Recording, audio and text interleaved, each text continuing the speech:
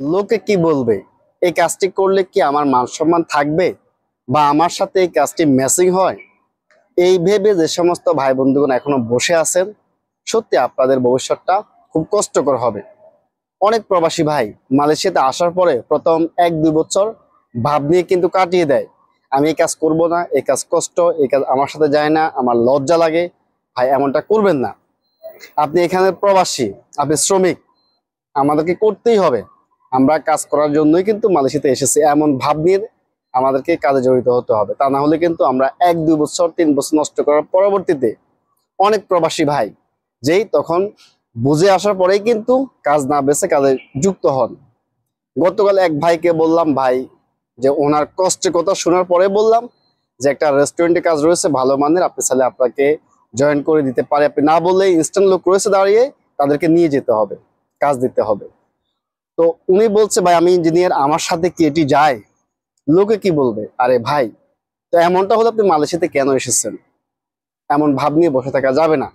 আপনি যদি বলেন যে এটি আমার সাথে যায় কি না, আজ আপনি বসে আছেন, আপনি খাচ্ছেন, দেশ থেকে টাকা নিয়ে আসতেছেন, যে এমন এক পর্যায়ে চলে যাবে আপনি উপাস থাকবেন মালয়েশিয়াতে, আপনার পরিবার কষ্ট করবে দেশে, আপনার পাশে কেউ থাকবে না।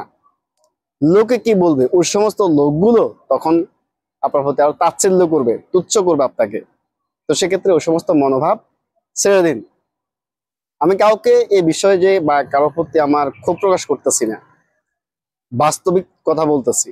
এবং যে সমস্ত ভাই বন্ধুগণ ট্রাভেল পাস নিয়ে আমাদের মাঝে আমাদের কাছ থেকে দেশে গিয়েছেন বা আমাদের মাধ্যমে দেশে গিয়েছেন, ওই সমস্ত ভাই বন্ধুগণ অনেকে যোগাযোগ করতেছে, ভাই আমি কি করব, কোনো মাধ্যম পাচ্ছি না, দেশের অবস্থা খারাপ। তাদের তাদের উদ্দেশ্যে বলতেছি, ভাই দয়া করে যে আপনার হাতে সামান্য কিছু অর্থ রয়েছে, পুঁজি রয়েছে, ওই পুঁজিটি ইনভেস্ট করুন, ছোট্ট একটি ব্যবসা করুন, বা একটা গাড়ি কিনুন, বা যেটি আপনার পক্ষে সম্ভব, লজ্জা না করে। বিদেশ থেকে এসেছেন যে আপনার দোকানে বসে সবাইকে চা দেয়, গরিব টিকিট ব্যবসা টিকিট না করে, ভাই আসুন আমরা বাস্তবমুখী হই। আপনার পকেটে টাকা আছে, বন্ধু বান্ধবের অভাব নেই, আপনার জন্য সময় রাখবে, আপনার হাতে সময় দিবে, ঘুরবে, টাকা শেষ আপনার খোঁজখবর রাখবে না। তো সেক্ষেত্রে আপনার উচিত যে সামান্য কিছু অর্থ রয়েছে, এই অর্থটা কাজে লাগিয়ে ছোট্ট একটা ব্যবসা করুন। ব্যবসার মধ্যে কোনো লজ্জা নেই।